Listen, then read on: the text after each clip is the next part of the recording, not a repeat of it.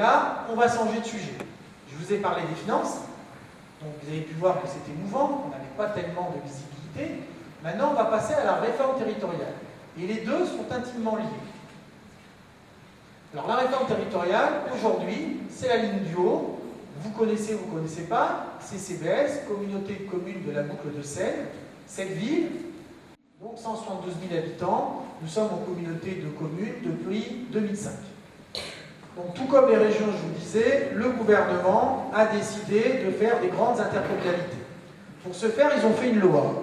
Et dans cette loi, il y a marqué que les prochaines et les futures intercommunalités, pour les régions urbaines comme les nôtres, devaient au moins avoir 200 000 habitants. Et pour autant, ce n'est pas 200 000 habitants qu'on va nous imposer, nous, c'est 340 000 habitants. Pourriez-vous dire qu'on est relativement heureux et qu'on n'a pas à se plaindre.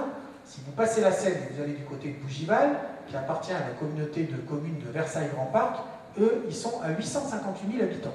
Alors nous, avec qui on va nous marier? On va nous marier avec la Seine-et-Forêt. Seine-et-Forêt, c'est Saint-Germain. On va mettre la diapo juste après. 10 villes, 40 élus. Ben, attends, juste avant de tourner. Maison-Lafitte, on va revoir la diapo. Et puis Besançon. Je vous parlerai de Besançon juste après. On va faire un petit zoom sur la ville de Besançon. Ça, simplement pour vous compreniez, ça fait 137 élus. Là aussi, on va avoir à voter lundi prochain au conseil municipal cette réforme territoriale. Je vous dis tout de suite que le conseil municipal des Croissants, en tout cas l'équipe majoritaire, votera contre. Parce qu'entre autres, vous voyez, il y a une impréparation notable, 137 élus. On ne s'est pas posé la question de savoir comment on allait les réunir. Et encore, quand je dis 137, il y en aura peut-être un petit peu plus, parce qu'aujourd'hui, dans Besançon, il y en a beaucoup plus. J'ai fait un rapport comme ça se faisait dans notre communauté. 137 élus, vous avez eu le grand privilège, aux dernières élections du mois de mars, de voter pour une liste municipale sur la gauche et sur des conseillers communautaires sur la droite, donc au suffrage direct. Et demain, on va dire à un certain nombre d'élus, vous n'êtes plus élus. Ça, c'est le premier point. Ensuite, il y a un certain nombre de problèmes de sous, de gros sous, qu'on va voir par exemple avec la commune de Besançon. Donc, quand on récupère des intercommunalités, comment on fait? Eh bien, on va se répartir le boni, ce qui n'existe pas, ou les dettes, au prorata ou au pourcentage de la population. Les 137, c'est quand demain, on va fusionner ensemble en 1er janvier 2016. Après-demain, quand il y aura une élection, l'élection, elle va se faire en tenant compte de la population. Donc si vous prenez une ville comme Croissy, 10 000 habitants, on aura donc un nombre d'élus en proportion des autres. Si on considère que l'unité, c'est 10 000, si on était 350 élus, ça nous fera 1 000. D'accord? Donc, on ne va pas totalement disparaître, mais on aura 1 ou 2 élus. Quand vous voyez ce que c'est qu'un conseil communautaire, quand vous voyez les compétences d'un conseil communautaire, c'est quasiment aussi important que les compétences d'un conseil municipal. Donc, effectivement, c'est quelque chose, comme vous dites, monsieur, qu'il faut bien avoir en tête. Quand on regarde une carte et qu'on discute, par exemple, avec le préfet de région, qui, en ce moment, est en train de nous imposer ces cartes-là, il nous explique que c'est le même bassin de vie. Alors en région parisienne, c'est toujours le même bassin de vie, parce que tant que vous avez des maisons, on peut considérer que la ville d'à côté, on la connaît. Mais dans ces cas-là, ça risque d'être un peu moins. Si vous allez un petit peu plus loin sur des bassins de vie, la plupart du temps, vous l'avez avec des transports. Quand on est à Aigremont et quand on est à Houille, autant vous dire qu'on n'est pas du tout sur les mêmes lignes de transport. Donc contrairement à ce que nous dit le préfet de région, on n'est pas du tout dans le même bassin de vie. Ça c'est clair, on n'est pas du tout dans le même bassin de vie. Alors, c'est des villes que nous connaissons. La chance que nous avons, c'est que tout ce qui est plutôt saumon, là, c'est une communauté de communes qui a commencé il y a très peu de temps. Donc en termes d'endettement, ils ont 0. Et en termes d'action, ils ont 0 aussi, parce qu'ils n'ont quasiment pas fait d'action. Quand on est dans la communauté de communes de la boucle de Seine, on a ce qu'on appelle un plan local de déplacement, on a ce qu'on appelle un plan local de l'habitat, on est en train de mettre en place un SCOT. Un SCOT, c'est le PLU d'une intercommunalité. Il existait déjà et est en train de le remettre. C'est très important et c'est ce qui fait qu'on va aussi voter dans la foulée lundi le passage de notre communauté de communes en communauté d'agglo. Pourquoi nous faisons ça? J'en profite juste 2 secondes.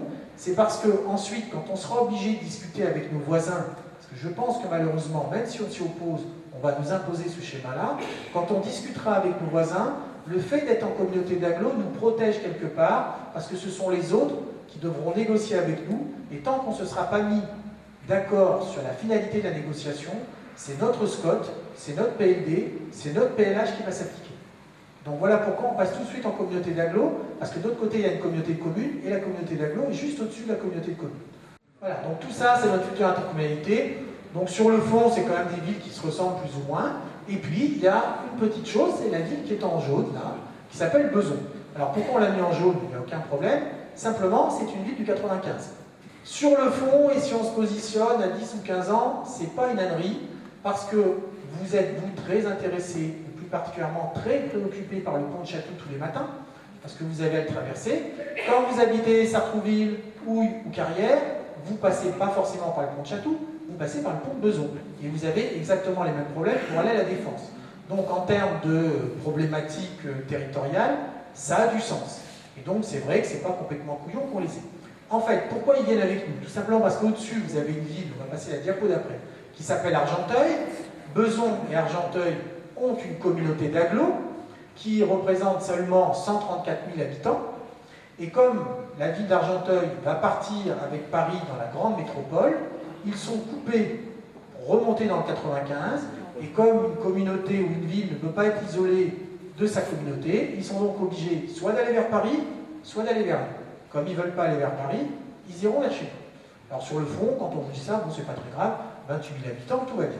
Alors, pour vous faire sourire, le maire est un communiste stalinien. Ce qui a de gros avantages, c'est que les communistes ont toujours, dans leur ville, fait venir des entreprises. Et ça, c'est toujours bien, parce que vous avez toujours des zones d'activité importantes, et qui dit zone d'activité, dit richesse, parce que jusqu'à présent, c'est toujours les entreprises qui créent la richesse. Par contre, ce qui est un petit peu moins bien, et vous l'avez là, c'est que ces deux villes-là, elles ont, quand on lit les budgets primitifs, 100 millions de dettes. Mais quand vous lisez la presse, ils sont à 125. Donc j'ai préféré vous mettre 100 millions pour ne pas dire de bêtises, mais on va voir après. Et puis alors le pompon, c'est pas tellement ça, c'est surtout la petite à côté là, c'est 650 agents. Pour que vous ayez une idée, la communauté de communes de la Boucle de Seine, 172 000 habitants, en ayant récupéré les bibliothèques et la piscine de Houille et la piscine de Sartrouville, je dis ça parce que les maîtres nageurs, comme c'est un projet intercommunal, sont à l'intérieur, même si c'est un projet privé, on arrive à peu près à 62 personnes. Alors, on va juste continuer un petit peu. Donc, si vous avez bien compris pourquoi les deux sont ensemble, vous avez bien vu qu'on nous explique qu'il faut faire des grandes régions, on nous explique qu'il faut faire des grandes intercommunalités, parce qu'avec ces grandes régions et parce qu'avec ces grandes intercommunalités, on va pouvoir baisser les dépenses. Si vous regardez tous les livres blancs, tout ce qui s'est passé dans l'intercommunalité, sans faire aucune politique, il n'y a jamais eu de réduction de dépenses. Par contre, il y a eu des améliorations de services. Ça, c'est vrai. Pourquoi? Parce qu'une ville comme Croissy, par exemple, pourra bénéficier, venant de Sartrouville, des ingénieurs que nous ne pouvons pas avoir en termes de ville, parce qu'on ne peut pas avoir de cadre de catégorie A important. Alors, ce qu'il faut faire, c'est, vous avez bien compris, on a un effet de ciseau, on a une augmentation de la dépense, on a une réduction des ressources. Donc, on dit qu'il est urgent de faire quelque chose, parce qu'autrement, ça va mal se terminer. Dans le même temps, on ne va pas faire comme ça se passe de l'autre côté, en disant on baisse l'investissement, on augmente la dette. Ou alors on augmente les impôts. Donc on va vous expliquer, maintenant que je vous ai posé le problème, et ce que je voulais aussi que vous compreniez, c'est pas simplement ce qu'on voit à la télé, parce que ce qu'on voit à la télé nous touche. Et ça touche toutes les communes. Mais ne vous inquiétez pas, il y a quand même de l'espoir, hein, ne pensez pas que... Alors...